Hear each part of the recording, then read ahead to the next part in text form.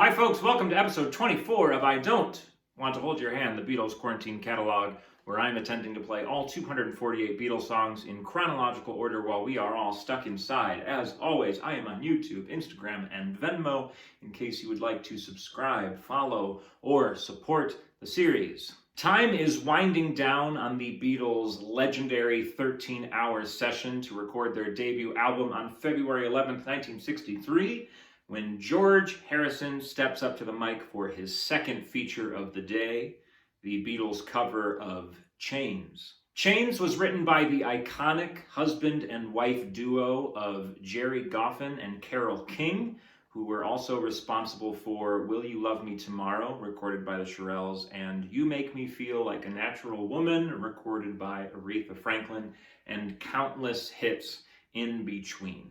Chains was one of their first hits, and it was recorded by the group The Cookies. The Cookies, like the Shirelles of last episode and next episode, were a black female vocal group from America. One thing I want to point out in this episode in particular is something I've been thinking about bringing up in the last few episodes, but so much of the Beatles catalog is so unique to the Beatles that it's hard to pick something that inspired it. Even things like Sgt. Pepper's Lonely Hearts Club Band and Magical Mystery Tour, stuff like that. The Beatles were such pioneers that it's hard to say what inspired that. When you go back towards around this part of their catalog, it's a little more obvious that it's Elvis and it's Carl Perkins and it's the Everly Brothers and whatnot. But the group of musicians that do not get nearly enough credit in terms of creating the Beatles is just all of the countless black American vocal groups and artists that the Beatles loved. In fact, if you look at Please Please Me, there are 6 covers on it. All 6 covers were recorded by black artists. And if you look at the Beatles catalog as a whole, there are 24 covers in the Beatles catalog, 18 of which come from black artists.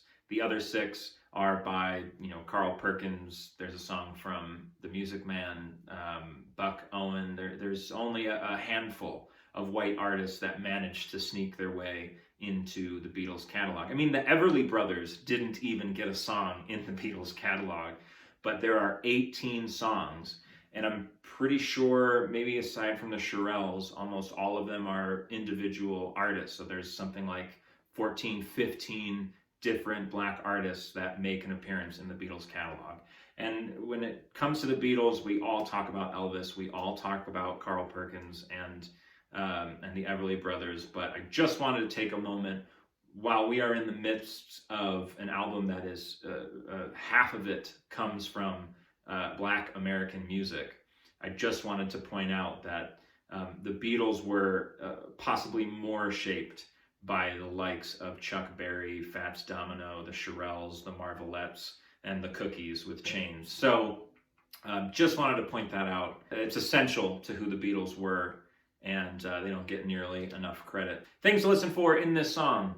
Chains is technically not in tune. Everybody's playing in the same key, so it doesn't sound funny. But if you tried to play it on a guitar or really any instrument, it's not going to sound right because the song is slightly sharp. So I actually had to sharpen all of my strings a little bit just to get it in the same key as the song. This is something that appears throughout the Beatles catalog. There's a lot of songs that are slightly sharp, slightly flat. Sometimes that's due to just the way they recorded it.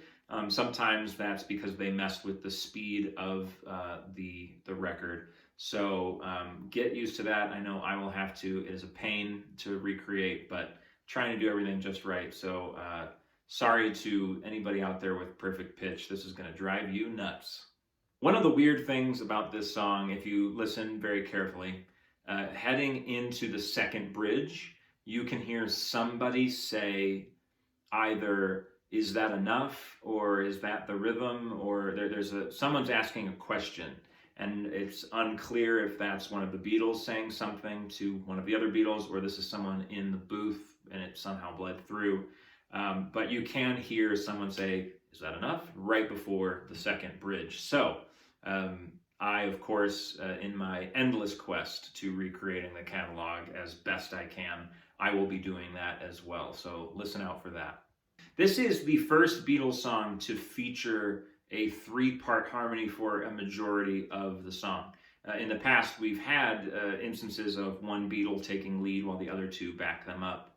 But this song, almost its entirety, is sung in three-part harmony, and this is something, as many of you may know, the Beatles go back to with stuff like This Boy and Yes It Is, songs with iconic harmonies. But this is the first instance of that. And to help me out with that, I had to get two extra voices just so we can have a little more fun with Chains. So Patrick Hyzy, who was in a couple episodes ago playing bass and singing along on Misery, Patrick is back to help us sing the high harmony in Chains. But singing the missing harmony for us is a very, very special guest. Appearing for the first time in I Don't Want to Hold Your Hand is my father. That's right, my dad, John Penca, is going to play bass and sing harmony with Patrick and I to help fill out the song. So this is obviously very cool for me. I hope everybody enjoys it as well. Hopefully you'll see quite the resemblance. So sit back and enjoy Beatles song number 24, Goffin and King's Chains.